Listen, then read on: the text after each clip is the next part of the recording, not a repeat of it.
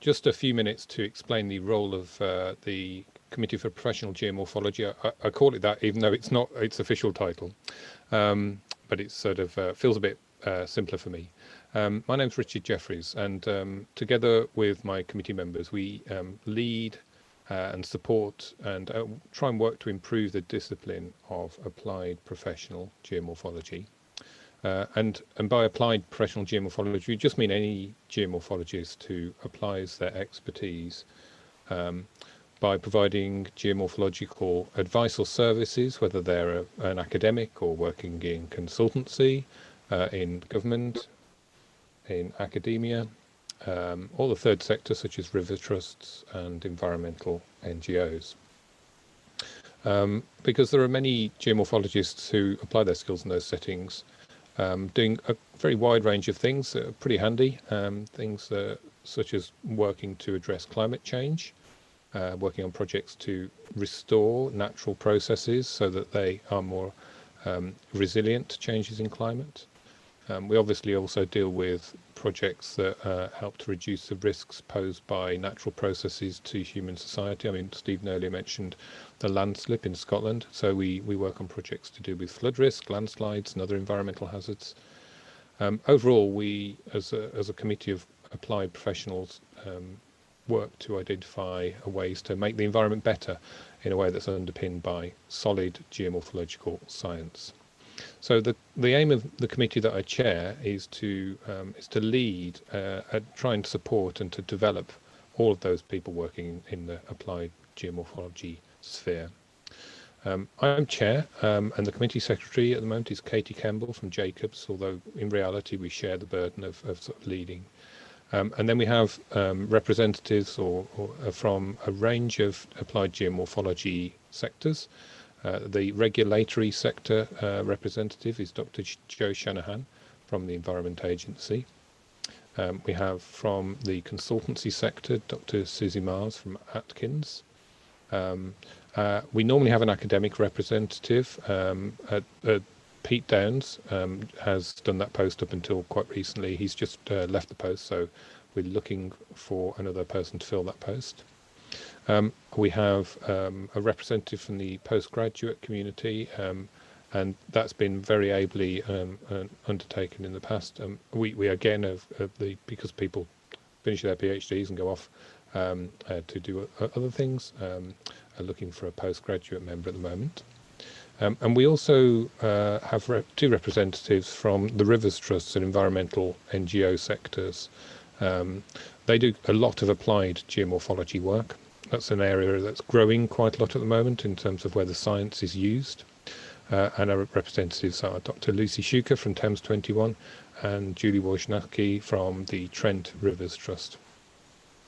So what do? Basically, we try to support continuing professional development and by particularly focusing on connecting geomorphologists across all these different sectors, across academia, consultancy, regulatory areas, the postgraduate forum, and environmental NGOs.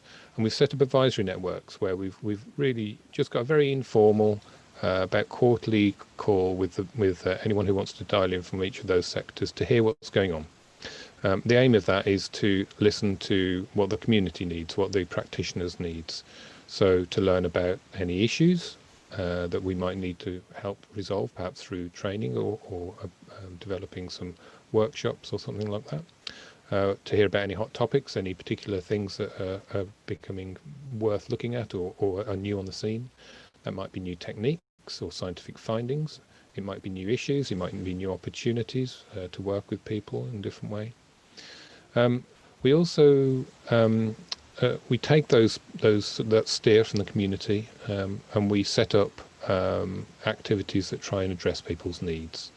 The one that we ran last year in Lincoln was a really well attended workshop on a new approach in restoration called Stage Zero that's being pioneered by Colin Thorne and Brian Kluwer, and is being applied in the States. And we ran a workshop with Colin and some practitioners from the US Forest Service in partnership with Nottingham University and with Lincoln University and the Environment Agency, and that was really well attended. Got great feedback. Some people said that they've been waiting for that kind of thing for years, so we'll be running more of those in the future. We've also run knowledge sharing events at past BSG meetings. And obviously we'd planned to run events like that during the coming year. But obviously anything we'd planned in face-to-face had to be put on hold. So we welcome any future ideas for doing things either more virtually or in person. Always there to listen. Meanwhile, we're also planning to produce a map-based platform, an online platform, which is really there to communicate and support the work of the BSG, a sort of landform map online, quite simple, quite visually appealing map platform to share and sort of communicate the work we do. So perhaps showing some of the research funded work. It might be, I hope, useful to demonstrate some of the research that's emerging from the postgraduate forum in particular. And I hope it'll also be used as a platform to showcase good practice from the practitioner's perspective. You know, if you've got a great site you've worked on, we could put it on there, for example. The Rivers Trusts, they're always really interesting in what they're doing and have suggested virtual site visits because they'd suggested this prior to the pandemic, but although face-to-face visits are obviously usually most rewarding and you get most out of them, they not only can be expensive, but obviously during the pandemic, not an ideal way of sort of learning things. So we're looking into how we might run virtual site visits to show good practice to people from who can't easily travel. The last thing I want to say is how we work with the wider society. We're really strongly supported by the British Society for Geomorphology. For a start, the Society provides a sort of neutral, independent, and really progressive and ethical organisation to support all applied geomorphology. So we can be a trusted broker for things and share good practice in a neutral way. Another very useful thing they obviously do is to provide an annual budget for us to run events and activities, which means that some of the work we do is really very low cost. I mean, the Lincoln workshop, for example, had no attendance cost. But the thing that really underpins all of this is good science, and obviously the society is built on that, and it's a history of producing excellent geomorphological science.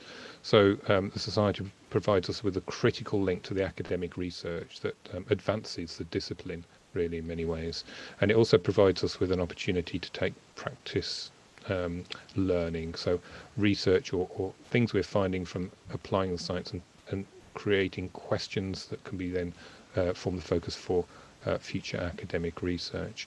So this is all working together so that we can be informed by the science and help to advance the science all as professionally and as amicably as possible.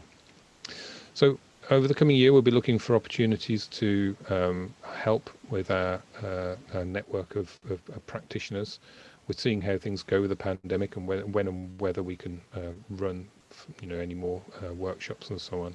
We certainly will in time when that's the right time. But if you've got any suggestions for events or activities that you'd like us to look into, please do get in touch. Thank you very much indeed.